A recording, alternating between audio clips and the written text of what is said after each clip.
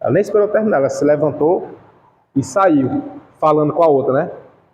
E aí, a outra chegou para quem estava dirigindo a oração e disse que eu estava soltando muito indireta. Eu estava, era falando diretamente dela, né? E eu não sabia nem a situação, não sabia. E ela ficou muito incomodada com aquilo e foi-se embora. Ou seja, se ela tivesse a sensibilidade espiritual, ia perceber que era Deus advertendo, exortando, chamando para, né? Mas não, ela olhou para o olhar humano, com comichão nos ouvidos, não deixou a palavra entrar, porque a fé vem pelo ouvir. Ela endureceu o coração, mente cauterizada, bloqueou total e enxergou de outra forma. Só não veio processo, porque ela se sentiu muito ofendida e saiu zangada. Então, assim, acontece isso aí, meu amigo. E não é pouquinho, não, acontece. Muitas pessoas vêm frias, desligadas. Foi? Aí,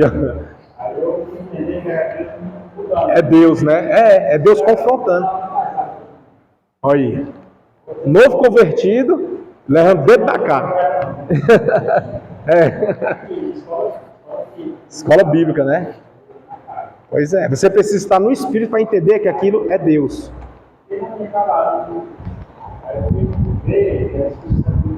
Pronto. A pessoa do mundo, ela não... Obrigado, aceitou, né? Glória a Deus. Isso é muito importante, viu? Importante. Então...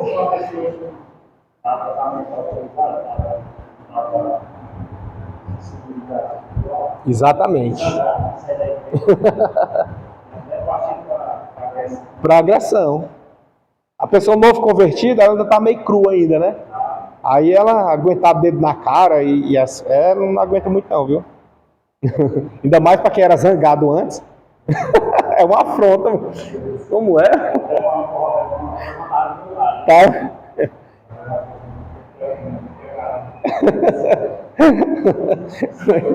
Um senhor já, né? Não, tranquilo. Então é isso. Perceba que existem as mudanças, né? Aí a questão vem, o que conduziu a mudança? O que foi que conduziu a essa mudança? O que levou? Qual a natureza da mudança? São pontos que devem ser analisados. Mudou, mas por que mudou? Não é ser ir contra, é analisar os fatos. Na teologia, um bom teólogo ele precisa analisar de duas naturezas, de uma maneira, forma espiritual e racional. Certo? É muito importante. Por isso que alguns dizem que a teologia esfria. Ela não esfria ninguém. Ela apenas mostra quem você é. Porque na teologia nós precisamos analisar os fatos de cunho teológico e de cunho social. O homem natural, então, se nós discernirmos espiritualmente, precisa analisar os dois pontos. Analisar de maneira espiritual e racional. Raciocine, analise, pense, veja e depois se pronuncie, né? Também é um descuido moral, declínio de padrões, falta de zelo, acomodação a valores mundanos. Não necessariamente para sofrer essas mudanças. Essas mudanças é por conta de um descuido moral? Não necessariamente. Essas mudanças é por conta de um declínio de padrão? Não necessariamente. É igual a grande resposta no direito. Depende. Grande resposta, né? Depende. Tudo depende. De alguma forma, pelo menos, a mudança pode ser o resultado de uma melhor compreensão do assunto e de mais cuidadosa interpretação das Escrituras. Existem mudanças que na igreja, que elas vêm para o bem. Sempre tem uns que não vai gostar? Tem. Quando troca de pastor, tem uns que batem palma, tem outros que choram, tem uns que saem, e tem outros que chegam. Vai-se embora com o pastor e tudo. E tem outros que chegam, tem outros que estavam na porta só esperando ele sair. Quando sai, aí entra. Assim, eu estou exagerando aqui, né? Dá para entender. Então, assim, Uhum. Pois é, e tem. Pessoa escuta, pessoa escuta. Então, assim, isso é o quê? É necessário você ter a sensibilidade, né? O senso moral para perceber isso. E aí, de forma ética, você ajusta. Ou você se posiciona para melhorar, ou você pede para sair. Avisa o presidente, avisa, ó, pastor, tal, veja outro para lá que eu sinto, que eu percebi, Isso é moral. Estava uma situação. Sim, sim. Antes de eu congregar no universidade, escutei muito pessoal falando do pastorado. E lá não estava vendo a época de missões. Aham. A pessoa que me fala mal, quando eu comecei a congregar, deve estar, né? Aham. Saber qual o motivo. Qual o motivo, né? Exato. Aí, baseado naquele dia, você pode. Pronto. Entendeu? A missão não é só no corpo, não. Exato. É lá fora. É lá fora. Ele queria a prática, né? Isso. Aqui é prática, não é só Teoria, né? Dizer vamos, e na hora. Não tem trabalho para mostrar. Mas foi em busca de ouvir. Perfeito. Pronto. Isso é moral. Entendeu? Esse comportamento, né? Agora, a atitude dele, a atitude assim, o pensar é ético. Vai do caráter dele. Ele vai da índole dele. Hoje já tem, né? Glória a Deus. Aqui a gente vai ver que há um tempo, a igreja, a gente vê até na Bíblia, adotando a aquisição, a manutenção, a existência de escravos.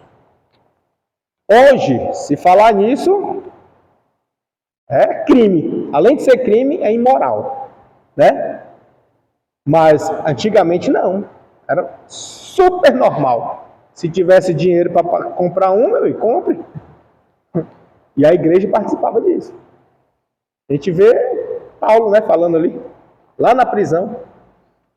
Então a gente percebe que tem algumas práticas que participou de atos que hoje nós temos como imorais. Mas na época não era não. Mas o que a gente tem que ter em mente, sabe o que é? É que o que é doutrina, ela não muda. Mas o que é moral, muda. Certo? O que é ético, não muda. Mas o que é normas, moralidade, muda.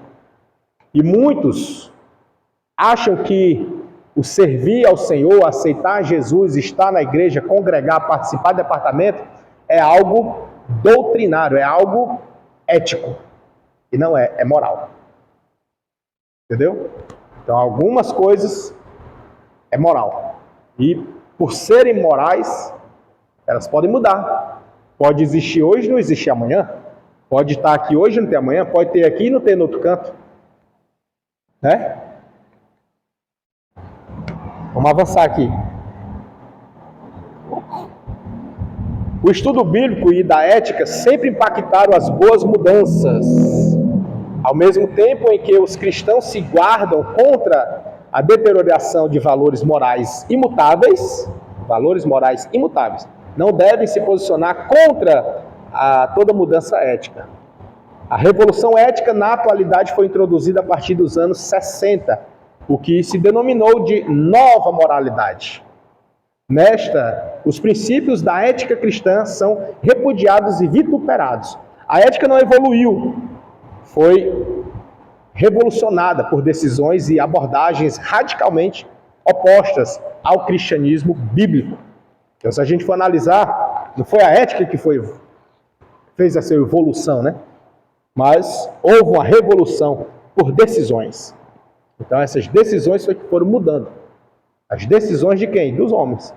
Nela, cada vez mais pessoas, inclusive nos arraiais cristãos, estão se esforçando para redefinir, renomear há muitos tipos de comportamento pecaminoso, os quais são explicitamente revelados nas Escrituras Sagradas, por pecado, isto é, erro moral, como por exemplo, o adultério.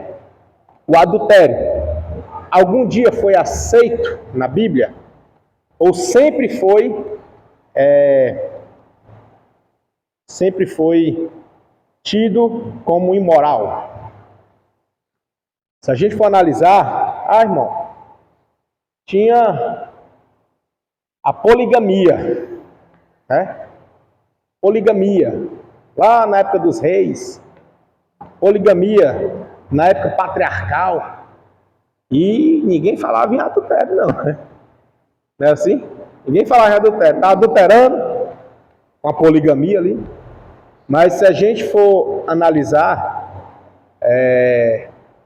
dentro do contexto do decálogo, vai mostrar sobre o desejar a mulher do próximo, né? E aí o adultério ele vai incorrer não no sentido de poligamia, que nós temos hoje, adultério é nesse sentido, nesse contexto. Para nós, adultério hoje é uma pessoa já ser compromissada, já tem compromisso, e ela se relacionar com outra. Aí está adulterando, não é assim? Nosso contexto, né? Só que nesse contexto patriarcal, esse não era o adultério. O adultério é se essa outra ela fosse comprometida e tinha outras mulheres. E ele se envolveu com Batseba, a mulher de Urias.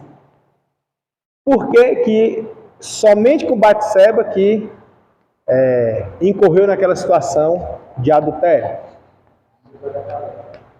Porque ela já era casada. Entendeu? Isso aí é no contexto lá, ó, moral da época, né? Hoje para nós já era adultério, sem ser ela casada, sem nada, já é adultério, né? Assim para nós, perceba como muda, né? Percebe a diferença? Ó? Dá para perceber? E mesmo naquela época da poligamia, Deus aprovava isso? Também não. Isso era prática cultural, ou seja, moral. Moralmente era aceito, mas por Deus não.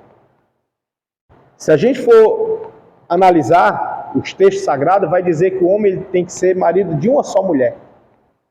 Se é marido de uma só mulher, então não pode ter 2, 3, 4.